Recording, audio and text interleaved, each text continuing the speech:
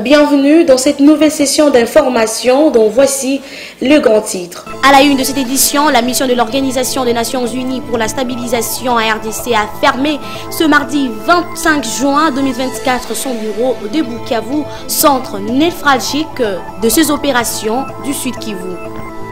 Exeta édition 2023-2024, les élèves finalistes de l'Institut technique médical de Winkang dans la chefferie de Inkanishi, territoire de Lwilu, dans la province de Lomami, ont débuté ces examens de fin de cycle. Dans le cadre de consultation pour la mise en place de concertation de forces politiques et sociales, cette Kikuni a reçu 2 partis politiques de l'opposition. C'est tout de suite les journaux.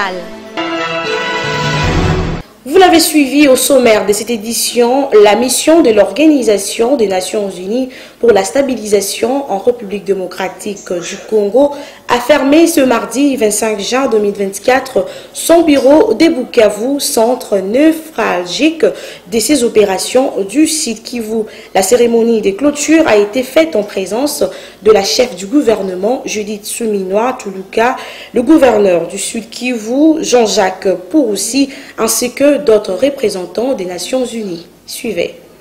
Au cours de cet événement, la MONUSCO a fait don d'actifs d'une valeur de 10 millions de dollars américains aux autorités de la RDC et à plusieurs partenaires congolais. La mission a également transféré aux forces armées de la RDC un héliport nouvellement construit et une base à Rutembo, près d'Uvira, d'une valeur de 1,5 million de dollars. La cérémonie de remise de ces dons a eu lieu à Kavumu, à 32 km de Bukavu. Cela a été un immense effort conjoint avec le gouvernement de la RDC, malgré le nombreux défis auxquels nous avons été confrontés. Le retrait des troupes et des équipements s'est déroulé de manière ordonnée et malgré les contraintes de temps, la première phase a été largement réussie, a déclaré Bintou Keïta. C'est l'aube d'une nouvelle ère pour la province. Assurer la paix et protéger les civils est désormais entièrement entre les mains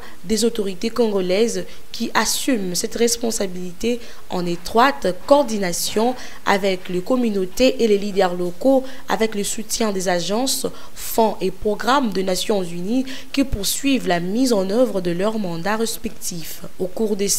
Au cours de son désengagement du Sud Kivu, entamé en janvier 2024, la MONUSCO a transféré aux autorités nationales ou fermé 7 bases ou sites: Baraka, Bukavu, Bunyakiri, Kamanyola, Kavumu, Rutembo et Sangé, ainsi que 5 autres installations. Bien que la MONUSCO ait cessé ses opérations dans le base de Mikenge, Minembwe et Uvira, le transfert aux forces armées de la RDC sera finalisé dans les semaines à venir. Depuis 2002, la présence de la MONUSCO au Sud Kivu a permis d'assurer une protection physique directe à près de 3 millions de personnes et de soutenir les forces armées par le biais d'opérations conjointes, des patrouilles et renforcement de capacités et d'évacuation médicale.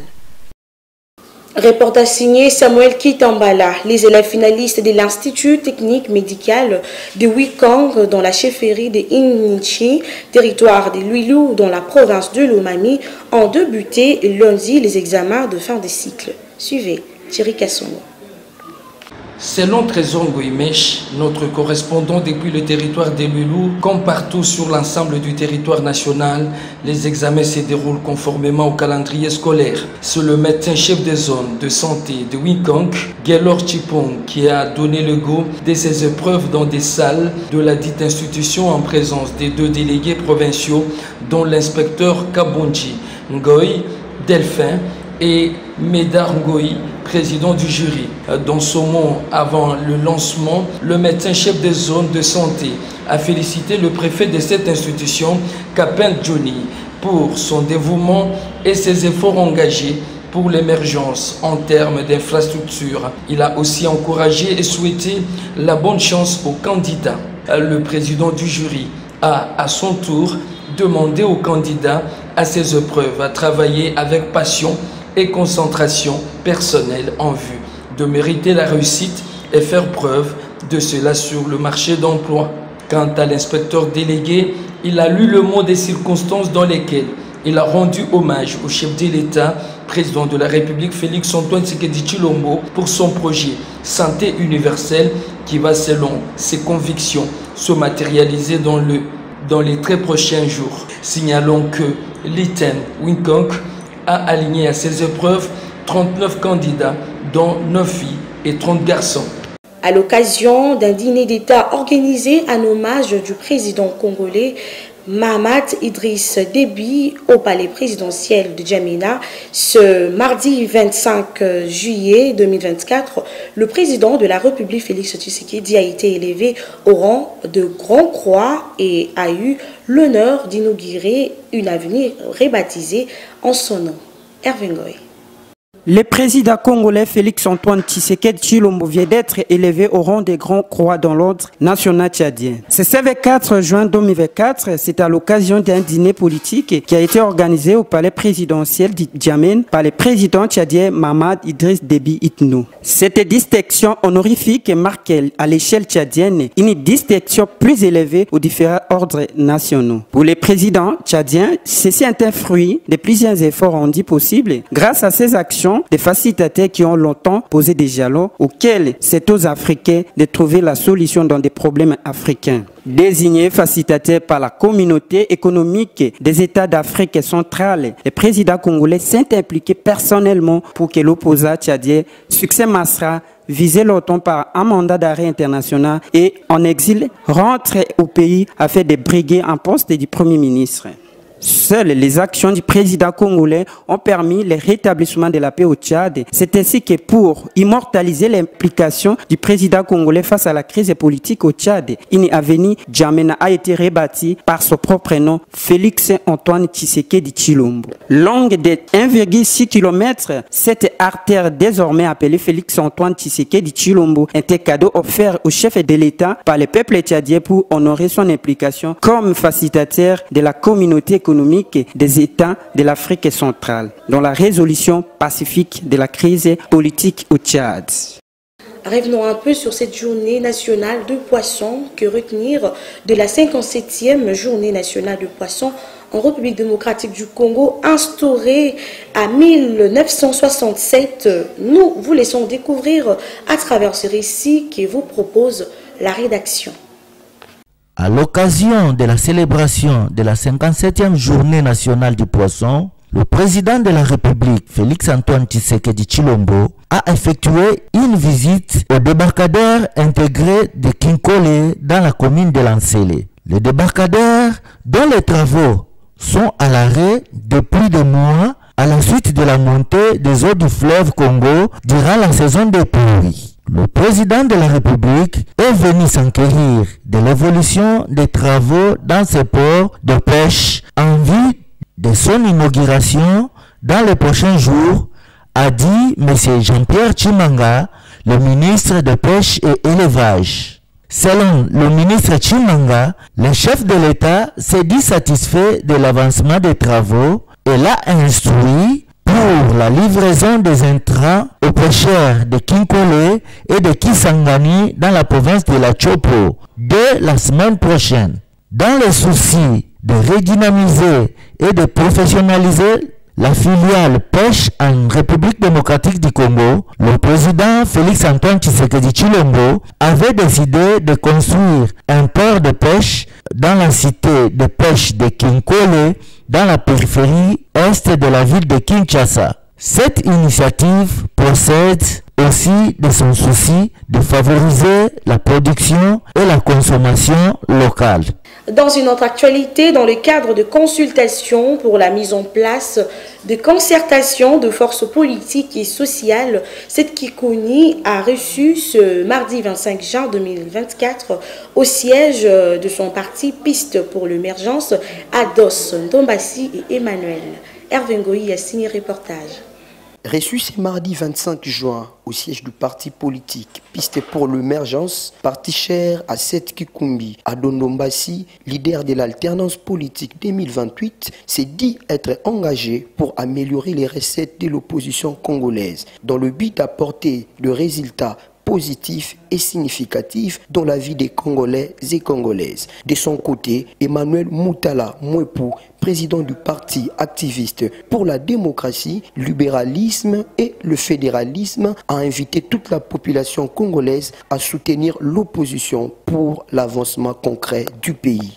Ce que nous pouvons demander à la population, c'est de soutenir, surtout retenir que c'est l'unique classe qui reste pour l'avancement de ce pays. S'il faut que j'ajoute une petite parenthèse, j'aimerais aussi appeler toute la population à adhérer dans cette démarche, parce que ce pouvoir, s'il veut nous imposer n'importe quoi, qu'est-ce qui garantit que ce poste sera donné à l'opposition? Qui a promis? Il n'a jamais promis, il faut se poser cette question. La promesse, c'est de l'eau à boire par rapport à ce régime. Et accepter ce piège, c'est ouvrir la honte pour toute la population. Nous sommes conscients qu'il y a aujourd'hui un vide du côté de l'opposition. Et je suis sûr que si nous sommes concentrés et que nous nous éloignons un peu de nos égos, de cette démarche, je pense que le peuple congolais sera satisfait du travail qui pourra en sortir. Il y a aussi cette qui... Non, mais je pense que du côté d'Alternative 2028, nous, on a été très clairs. Nous nous sommes dit qu'il faudra revoir la loi organique, il faudra la modifier et ouvrir, bien sûr, le porte-parole de l'opposition à l'opposition parlementaire et extra-parlementaire. Un dossier dans cette édition, ça y est, ça fait débat autour du voyage prévu au Canada, Montréal, du 3 au 11 juillet 2024 prochain par la délégation qui sera conduite par les speakers de l'Assemblée nationale, Vital Kamerhe. On dénonce déjà les gaspillages. Suivez. Pendant que le bureau protocolaire de l'Assemblée parlementaire précise avoir réservé 2 places pour la RDC, la délégation qui sera conduite par le président de l'Assemblée nationale, Vital Kamerhe, se mobilise en plus de 22 personnes. Sur ce, la diaspora congolaise vivant au Canada est invitée à redoubler d'efforts pour filmer dans l'enceinte de l'hôtel du Montréal. La situation devient très préoccupante alors que la population s'enfonce davantage dans la misère. Un gouvernement tant attendu pour lutter contre des pratiques antidémocratiques sont prêtes à décaisser plus ou moins $1 million américains en urgence pour financer un voyage si négligeable qu'il soit. Pour plusieurs impressions à ces dossiers, les habitants du pays invitent les élus nationaux d'initier une motion de censure à la prochaine session de septembre 2024 contre cette assemblée pour qu'elle tombe. Pour l'organisation internationale de la francophonie OIF, qui est chapeautée par Louise Mushikiwabo, tous les États africains environ 2 personnes par pays et les pays européens environ 4 personnes par délégation. Il est évident de rappeler que toutes les délégations des pays africains environ 2 personnes, ce qui est différent avec le RDC qui se prépare avec 22 personnes dans une organisation où les pays de Paul Kagame est à la tête. Les Congolais s'interrogent sur le mobile qui motive Vital Kamerhe et son assemblée pour ainsi s'empresser à gaspiller une somme dont on peut prendre soin des Congolais. Un pays placé à la 4e position après la Somalie, qui est à la 3e position, et l'Afghanistan, 2 pays les plus pauvres au monde. Si le record de 182 pays membres des Nations Unies, le RDC ferait mieux d'éviter des dépenses publiques inutiles. Affaire carte d'identité, un autre mystère qui sont un goût de détournement. L'on nécessitera de se poser autant de questions sur cette affaire liée à l'identification de la population congolaise, telle qu'annoncée par le NIP, Office national d'identification de la population. Élément de réponse dans cette réflexion. On ne cessera de se poser autant de questions sur cette affaire liée à l'identification de la population congolaise, telle qu'annoncée par l'Office national d'identification de la population, ONIP en sigle, au lendemain de la délivrance de la première carte d'identité au premier citoyen congolais, le président de la République, chef de l'État, Félix Antoine Tshisekedi Tshilombo. Une année plus tard, seul le chef de l'État est détenteur de cette pièce, c'est sésame rare, qui est la carte d'identité après la carte d'électeur qui devrait être retirée. Où en sommes-nous? Qu'est-ce qui bloque ces processus alors que la Commission électorale nationale indépendante CENI avait procédé à la remise officielle de matériel pour faciliter à cette institution le travail afin d'identifier la population sur base des données détenues par la Commission électorale nationale indépendante. De sources proches du dossier estiment que l'ONIP devrait se conformer à certains préalables. D'autres, par contre, évoquent un certain détournement dans cette affaire de la délivrance des cartes d'identité. Edmond Izouba, journaliste d'investigation, a sur son compte Twitter révélé $1,424 million américains serait le montant exigé pour la délivrance des cartes d'identité en République démocratique du Congo. Cela par l'opérateur économique malien. Là où le bas blesse avec la firme Idemia, a-t-il signifié. Sur une chaîne internationale, l'un des responsables d'Idemia a avoué que leur société n'a été contactée que comme fournisseur de services technologiques, prestataire et n'a jamais négocié avec les autorités congolaises. Olivier Charlan, vice-président Moyen-Orient et Afrique, refute les allégations selon lesquelles Idemia est en consortium avec Afritech de Samba Bachili. Idemia n'exclut pas de mettre un terme à sa participation dans ce projet congolais.